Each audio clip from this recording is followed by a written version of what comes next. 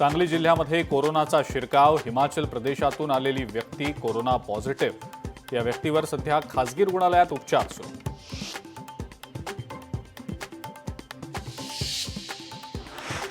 सातारा जिल्हाधिकारी कार्यालय बॉम्ब न उडवून देण्याची धमकी। कलेक्टर ऑफिस उडवून देणार असल्याची दिली धमकी।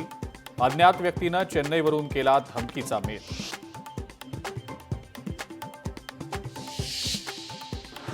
अमरावतीमध्ये चालत्या बसचं चाक अचानक निखळलं। चालकाच्या सावधगिरीनं प्रवाशांचा जीव वाचला। बसमधनं जाणाऱ्या 80 प्रवाशांचा जीव वाचला।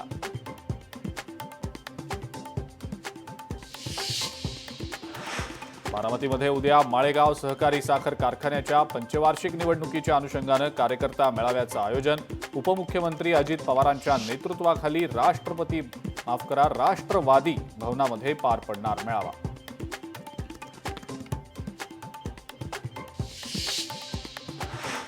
सातारा जिल्ह्यातल्या भोसलेवाडीमध्ये मुसळधार पाऊस। मुसळधार पावसामुळे भोसलेवाडीतील स्थिती गंभीर। भोसलेवाडीमध्ये महामार्गाला नदीचं स्वरूप।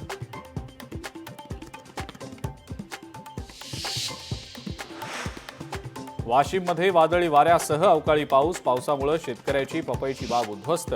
लाखोंचं नुकसान।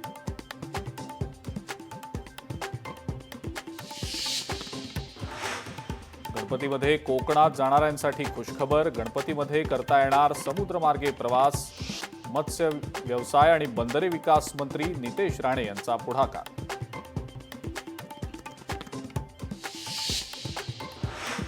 धाराशिवमधल्या 36 गावांमध्ये अवकाळी पावसामुळे नुकसान। आतापर्यंत 2 मृत्यू तर 3 जण जखमी।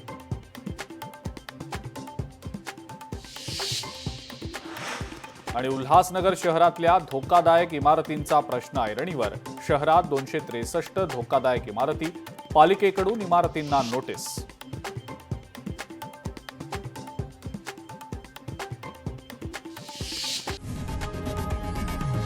लोकशाही मराठी ऐका, पहा, जागरूक रहा।